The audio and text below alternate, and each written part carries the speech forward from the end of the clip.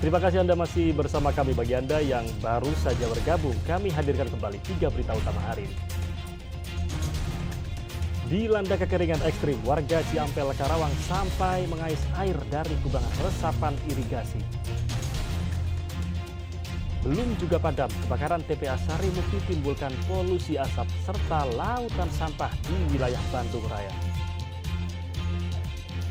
Kesal karena istri tak ada kabar, seorang ayah di Kabupaten Sukabumi tega menganiaya 2 balitanya.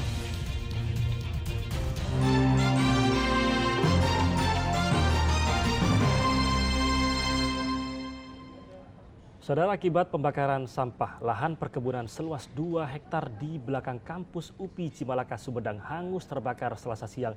Beruntung petugas damkar segera datang dan melakukan pemadaman sehingga kebakaran tidak meluas.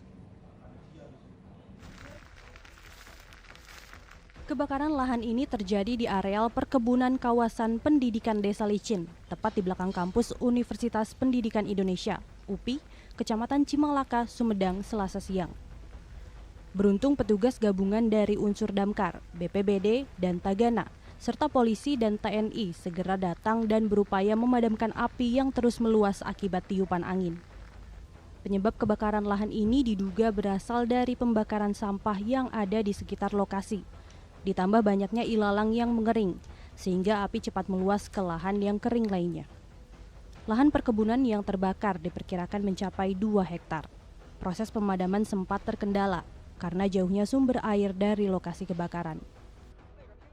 Sementara untuk kronologi bencana ini dari penyebab pembakaran sampah yang ada di belakang kita, itu merembet ke belakang. Karena dikarenakan lahan di belakang itu sudah kering. Jadi ada api yang loncat, ini membakar dan disertai dengan adanya angin. Api yang membakar lahan ini baru bisa dipadamkan 3 jam kemudian. Dengan kondisi kemarau panjang seperti saat ini, semua pihak diimbau agar tidak membakar sampah sembarangan. Agun Gunawan melaporkan dari Sumedang. Sudah 5 hari kebakaran yang melanda hutan kawasan Taman Nasional Gunung Ciremai Kuningan belum juga padam. Lagi-lagi sejumlah titik api kembali muncul dan membakar semak belukar serta pepohonan saat cuaca sedang panas. Kebakaran kawasan hutan Taman Nasional Gunung Ciremai atau TNGC Kuningan masih saja berkobar. Selasa siang api kembali muncul dan membakar semak belukar serta pepohonan di sekitar batu luhur. Tim gabungan BPBD, Balai TNGC, masyarakat peduli api, serta relawan saling bahu-membahu memadamkan api dengan menggunakan peralatan seadanya.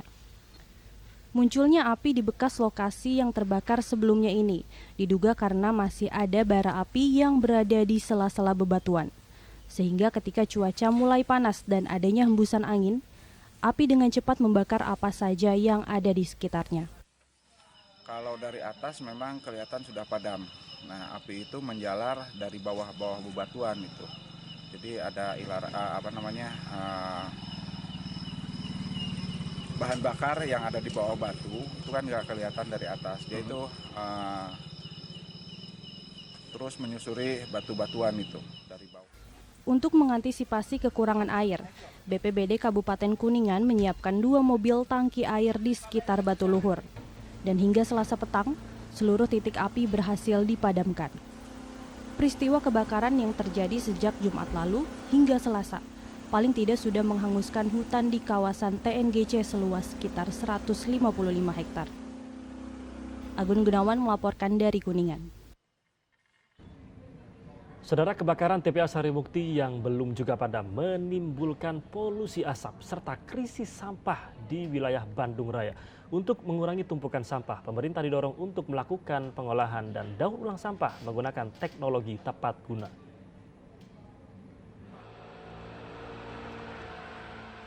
Memasuki hari ke-12 terbakarnya TPA Sarimukti Cipatat, Bandung Barat. Asap pekat masih menyelimuti permukiman warga dan jalan umum di sekitar desa Sarimukti. Tak hanya di Sarimukti, yang merupakan ruas jalan kabupaten penghubung dari Cipatat menuju Cipendei. Asap yang tertiup angin menjauh hingga radius sekitar 8 km ke arah jalan nasional jalur utama Cipatat Raja Mandala, ke arah Bandung maupun Cianjur.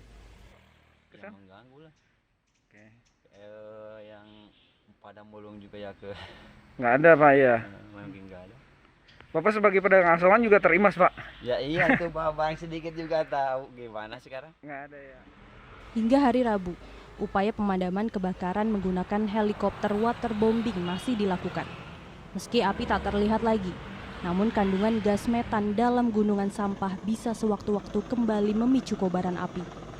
Kondisi inilah yang membuat operasional TPA Sarimukti hingga hari Rabu belum dibuka.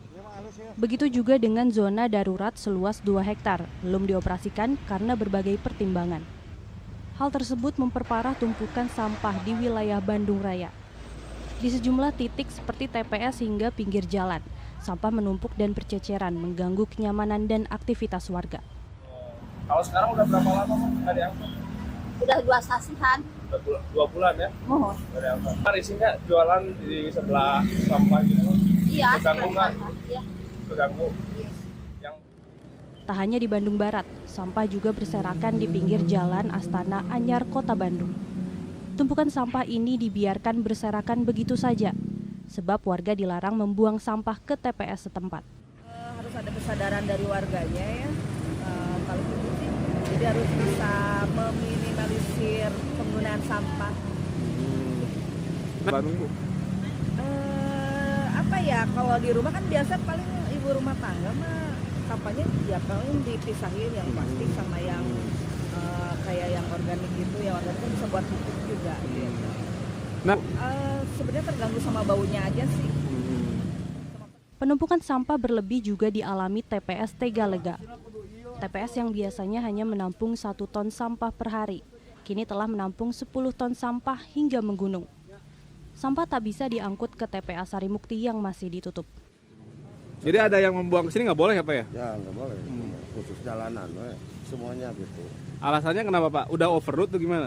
Udah penuh, kadang-kadang itu kan warga-warga pada komplain. Kenapa komplain kenapa Pak? Nggak penuh, bau gitu. Udah bau.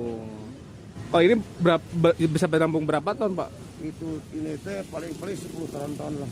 10 ton.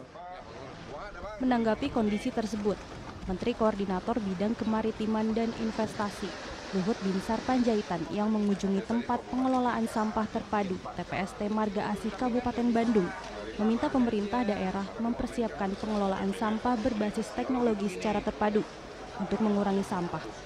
Selain masalah sampah, polusi udara juga sudah menjadi masalah nasional yang harus diselesaikan. Sekarang ini setiap langkah kita lakukan untuk memanukan sampah ini. Tadi dengan Pak Gubernur, dengan Pak Bupati Dadang, di sini sudah mereka membuat RDF. Nah RDF itu kelihatannya berhasil. Nah tadi dari sektor berapa nih? 7.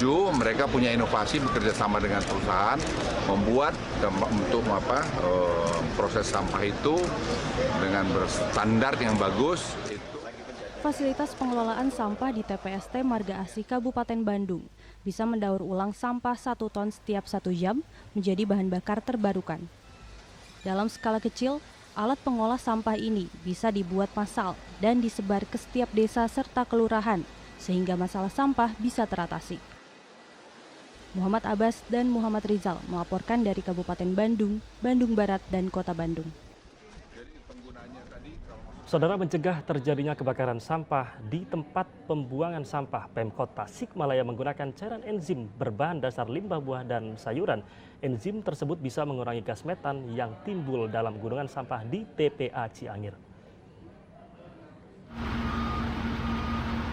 Pemerintah Kota Tasikmalaya melalui Dinas Lingkungan Hidup melakukan penyemprotan cairan ekoenzim pada tumpukan sampah di TPA Ciangir. Kebijakan ini dimaksudkan untuk mengurangi polusi bau yang dikeluarkan oleh sampah, serta mengurangi gas metan yang ada di dalam tumpukan sampah, sehingga bisa mencegah terjadinya kebakaran di tempat pemrosesan akhir sampah.